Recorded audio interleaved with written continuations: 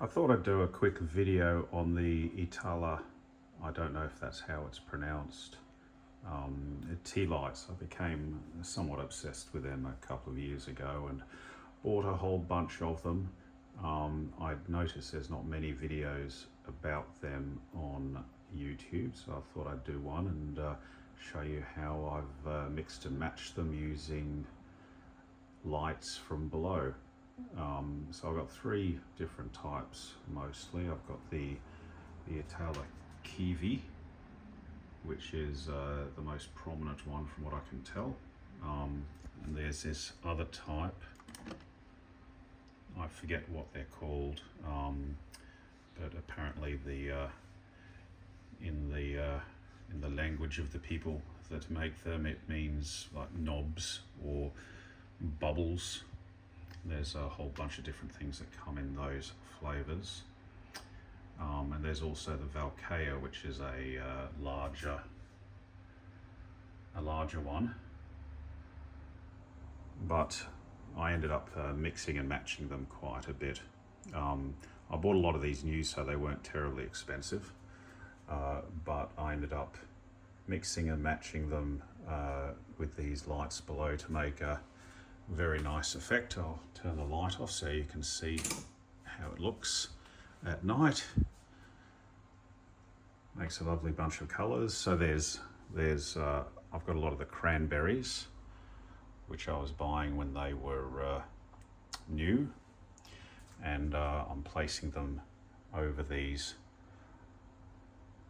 they're cabinet lights, which you get from hardware stores. They go into the 240 volt and then go to a 4-port junction and spear out, creating these little 12 volt lights.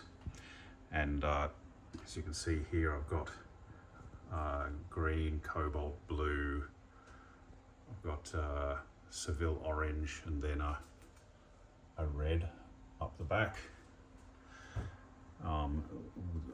The nice effect here was to put a Kiwi cranberry inside a Seville orange, and I've got a green on top of a slightly blue green. I think it's sea green.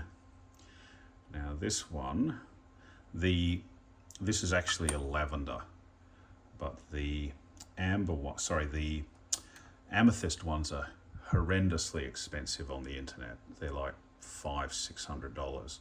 So I got myself a lavender one. I'll turn the light on so you can see it better. I got myself a lavender one, which was somewhat cheaper. And while I like that, I want to get another lavender one, but right now I'm using it like an amber by putting a little bit of red cellophane on the light. And it goes from lavender to amber. Hey, saved myself $500. So I'll try and put that one back. And these lights are quite bright, so I've got them in the main room. And I thought it'd be nice to light up this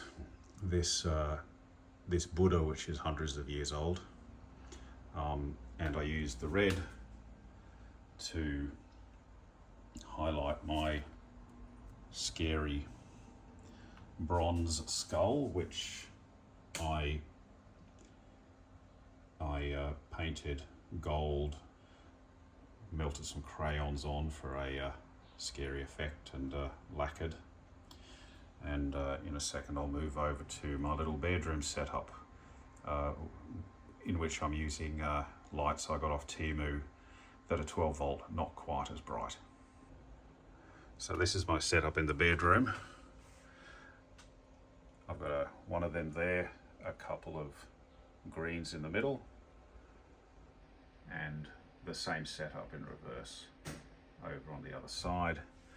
On this one I've combined them by putting the Valkea on top of the Kiwi, and it was a little bit bright at night, so I dulled it down a bit by crumpling up some red cellophane and sticking it in the middle. There's a Seville orange, and there's a green and a blue to make a mid color.